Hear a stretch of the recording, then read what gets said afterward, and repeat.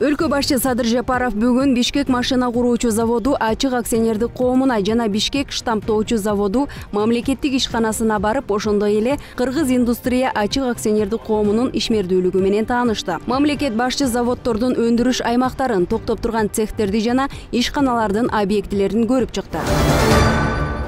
Улуттук коопсуздук боюнча мамлекеттик комитетинин төрагасы Камчыбек Ташиев соңку 2 жылда коррупция менен күрөштүн натыйжасында казынага 11 миллиард сомдон ашык каражат түшкөнүн билдирди. Булар ошол эле коррупционерлерден түшүп жатат. Биз адамдык катнашууну азайттык. Мени эч ким 1 сом акча алдың деп күнөөлөй албайт. Келген акчанын баарын мамлекетке жөнөтөм же УКМКнын пайдасына иштетем, деди Ташиев.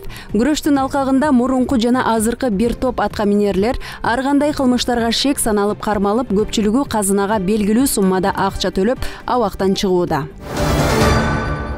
Батуми кафесин бузууда кызмат абалын кыянаттык менен пайдалануу фактысы боюнча кылмыш иши козголду. Бул тууралуу УКМКнын басма сөз кызматынан билдиришти. Текшерүүнүн жүрүшүндө Батуми кафесинин негиздөөчүсү тарабынан муниципалдык менчикти пайдалануу чөйрөсүндөгү улуттук мыйзамдардын талаптарын бузуулар аныкталды. Алар тиешелүү ижара келишими жок айланасындагы муниципалдык унаа токтотуучу жайды негизсиз пайдаланышкан. Ошондой эле бул тармакты көзөмөлдөгөн Бишкек шаарынын вице-мэри Нурдан Орунтаевдин мыйзамсыз аракеттери дагы аныкталды. Тактап айтканда, Орунтаев кафенин конструкциясын бузуп, мүлкүн алып салуунун ордуна ээсинин мүлкүн түз жок кылуу жолу менен демонтаждоону уюштурган. Имаратты бузуунун натыйжасында 3 миллион сомдон ашык зыян келтирилген. Көрсөтүлгөн жагдайлар эске алынып, Орунтаев келүү убадасы менен бошотулуп, козголгон кылмыш ишинин алкагында тергөө амалдары уланууда.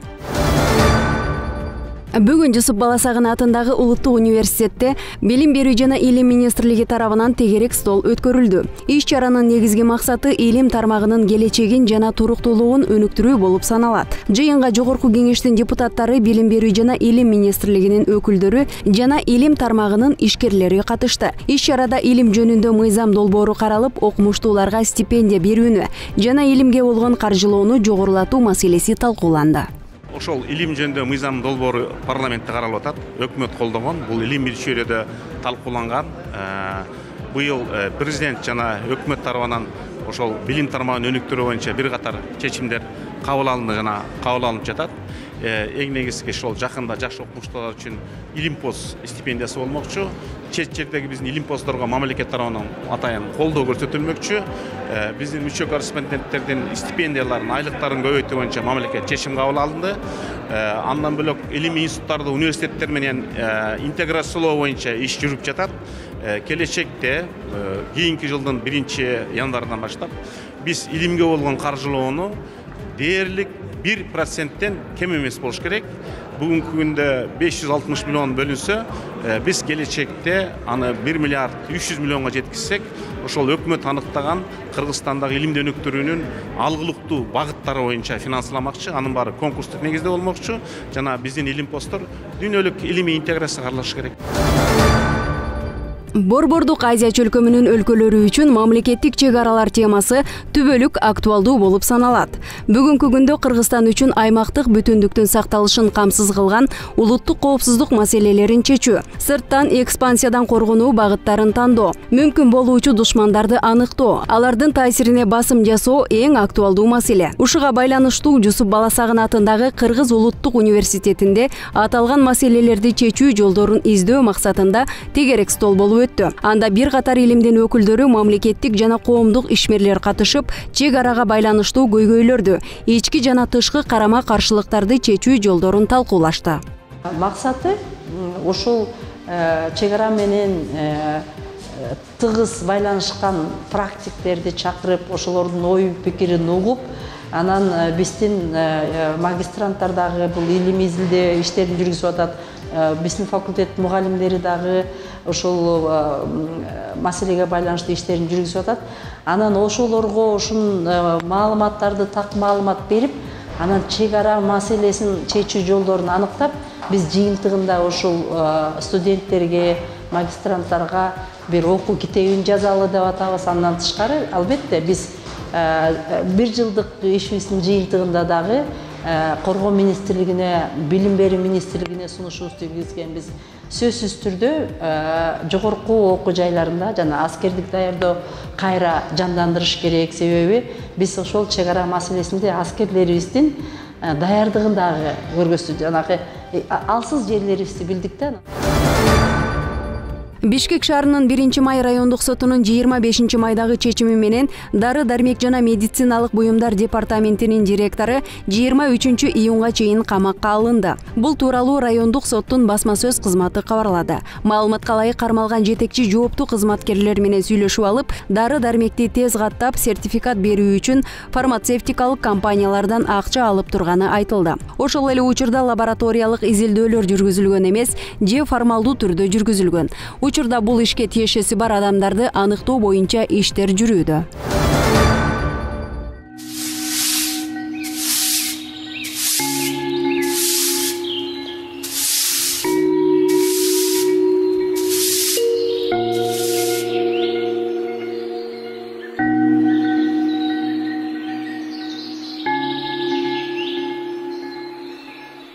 Досторум анча-мынча айтат, эми алгенде уялбайсыңбы? İşteştende de yok, namus kılmayın.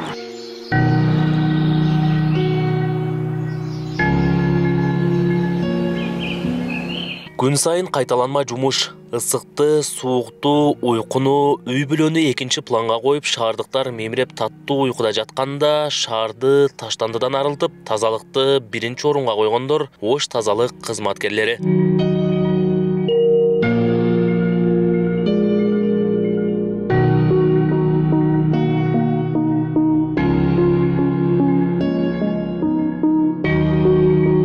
Күн менен түндү билбей шаардагы күн чыкканга чейинки таза аба менен биринчилерден болуп дем алгандар мына ушулар. Жатканга турак үйү жок, бирок батирлеп күн кечирсе да, адал тамак менен оокатын кылып таза жашайм деген ак ниетинде өз жумушун кечиктиришпейт.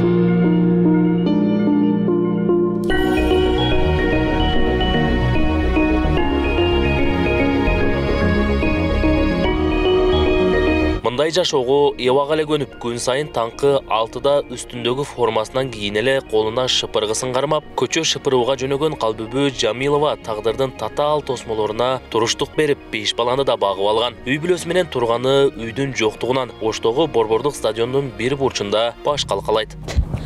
6дан ишибиз башталат, жазында 4төн ишибиз башталат. Шында күн суук болгонуна байланыштуу 5те башталат. Быйыл 6да башталаткан кылып койду. Ошентип ушу жерден ишке кетем.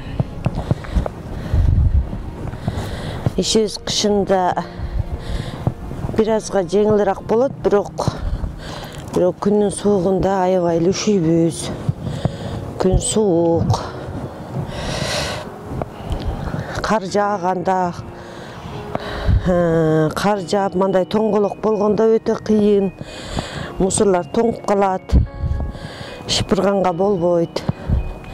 Терип эле кетебиз.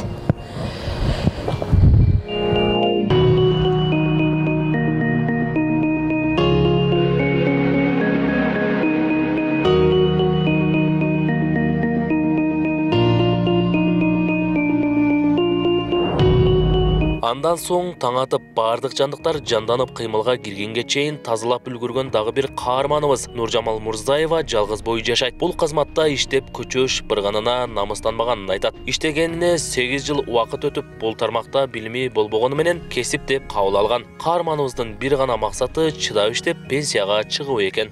Түшүгү бар, оорунда оор, жеңилинде жеңил, ошого чыдап иштеп жүрөбүз. Эми баягы намыстантып коюп кеткендер да болот да. Кеткендер болот, досторум алдыңызда таштап коюп кеткендер болот. Досторум айтат, намызданбайсың деп, мен айттым, намызданбайм, ишим ушул деп айтам. Не себептен баштап калдыңыз ушуну? Мына ушу көчөгө чыккым келген баштап калдым. Күйөөңүз, жолдошуңуз бар да? Жок, өзүм жок. Өзүм жалгыз боймун. Күйөөм жок. Өзүңүз жалгыз бой жетип атабы аяна? Ооба, жетет. Үйдө зериге менен ушу ишти каалап чыктым. Тазалык кызматына келип калганга канча жыл болду? 10 жыл болду бир. 10 жылдан бери иштеп атам. Ушу Кышта буга бир диплом алган жоксуз же окуган жоксуз. Эми кесипке айланып калыптыр да 10 жыл болсо. ооба. Пенсияга чыгабыз деп иштеп жүрөм да. Ушул иштеп атабыз. Кышта иштейбиз, жазда жазында. Кышкыга караганда жазында жакшы, жеңилирээк болот, күн жылуу болот. Ошо иштеп атабыз. Бала чака багып, адал эмгек менен. Көчө шыпырганыма мен намызданбайм, кайра ырахаттанам. Эрте мененки таза абада жүрөбүз, ден соолук үчүн. Анан Аллага жаккан ишти аткарабыз. Жердин жүзүн ачсаң, Аллах Таала сен жүзүңү ачат дейт. Онусуңарындай биз дагы ошол соопчулук иш кылып иштеп жүрөбүз. Шыпырылып, тазаланган жерди булгап, таштанды менен толтургандарга ачуусун ишке каткан Ош тазалык ишканасындагы шыпыруучу кызматкерлердин көпчүлүгү жашы улгайган апалар, энелер.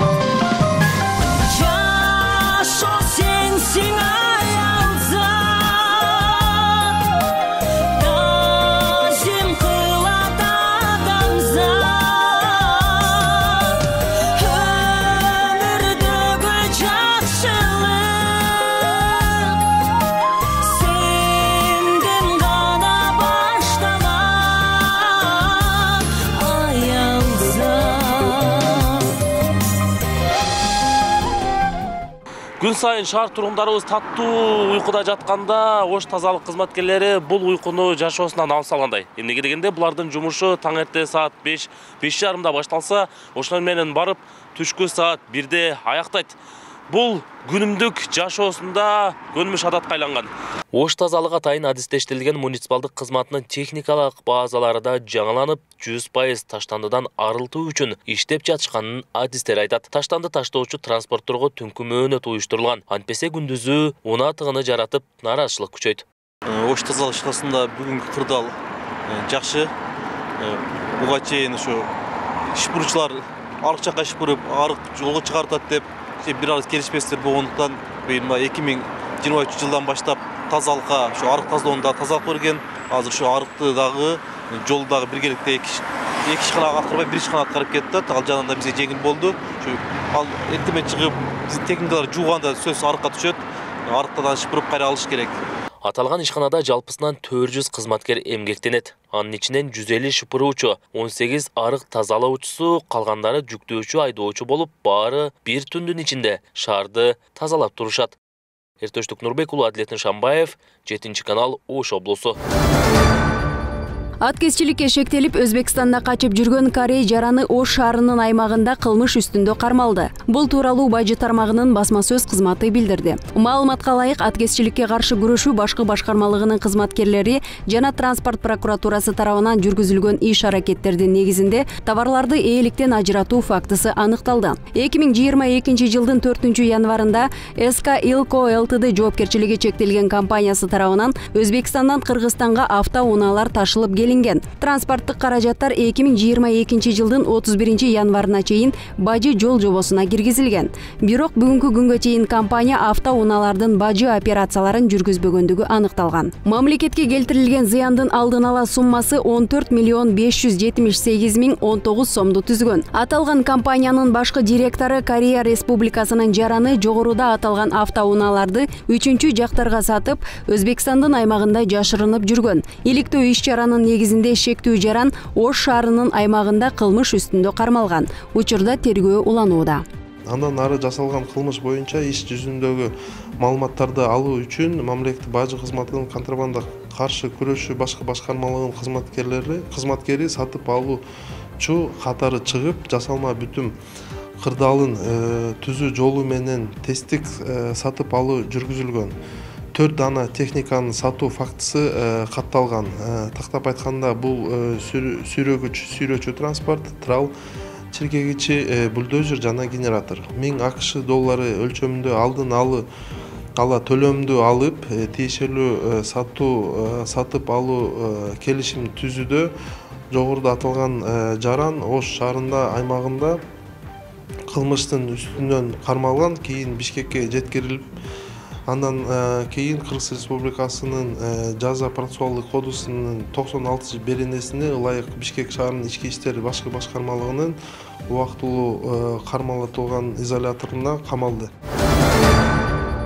УКМК тарабынан Ош облусунун аймагында туулган 4 Хизбут Тахрир уюмунун тарапташтары жана 1 Катиба Таухид Валь Джихад уюмунун тарапташтары кармалып, аларга карата профилактикалык иш-чаралар көрүлдү. Бул тууралуу УКМКдан билдиришти. Жүргүзүлгөн алдын алуу иш-чараларынын натыйжасында аталган адамдар мүчөлүгүнөн баш тартып, мындан ары Кыргызстандын мыйзамдарын сактоого жана тыюу салынган диний уюмдардын катарына кирбөөгө милдеттеништи. Бишкекте кыргыз күрөшү боюнча республикалык мелдеш өтөт. Байге фонду 1 миллион сом. Бул тууралуу Дене тарбия жана спорт департаментинен билдиришти. Дүйнө чемпиону Жамболот Осмоновдун жаркын элесине арналган мелдеш үстүбүздөгү жылдын 3-июнунда Бишкектеги Газпром балдарга ден соолукту чыңдоо борборунда өтөт. Мелдешке республиканын бардык аймактарынан келген спортчулар катышат. Жеңүүчүлөргө тиешелүү даражадагы диплом, медаль жана акчалай сыйлыктар тапшырылат. УЕФА Чемпиондор лигасынын финалдык оюндары быйыл Туркияда өтөт.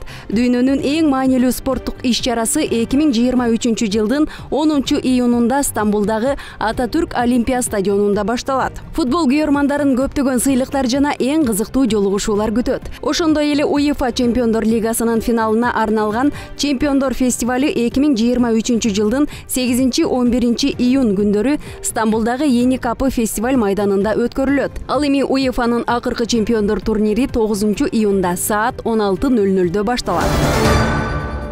Бүгүн 7-каналдын башкы директору Ильязбек Балташев Корея Республикасынын Кыргыз Республикасындагы атайын жана ыйгарым укуктуу элчиси Левон Дже менен жолугушту. Ильязбек Балташев телеканал тууралуу маалымат берип, тарбиялык мааниси бар Корей телесериалдары дүйнө жүзү боюнча жогорку рейтингке ээ экенин, мындан ары дагы Корей тасмалары менен кыргыз аудиториясын таанытууга кызыктар экенин айтып өттү. Мындан тышкары эки тараптуу кызматташууну өнүктүрүү боюнча теледолбоорлор тууралуу сөз кылды. Өз кезегинде элчи мырза 7-канал менен кореялык медиа компаниялардын өз ара кызматташуусуна мүмкүнчүлүк түзүп, контент алмашууга көмөк көрсөтүүгө даяр экендигин белгиледи. Бүгүнкү жолугушуунун алкагында Корей өндүрүшүнөн чыккан контенттерди алуу боюнча лицензиялуу макулдашууга кол коюлду. Ал документтин негизинде жакын арада 7-канал жаш телекөрүүчүлөр үчүн Далими аттуу 26 сериялуу мультфильмин тартуулайт. Не спать, так хочется играть поскорее, бы мне пойти с друзьями гулять.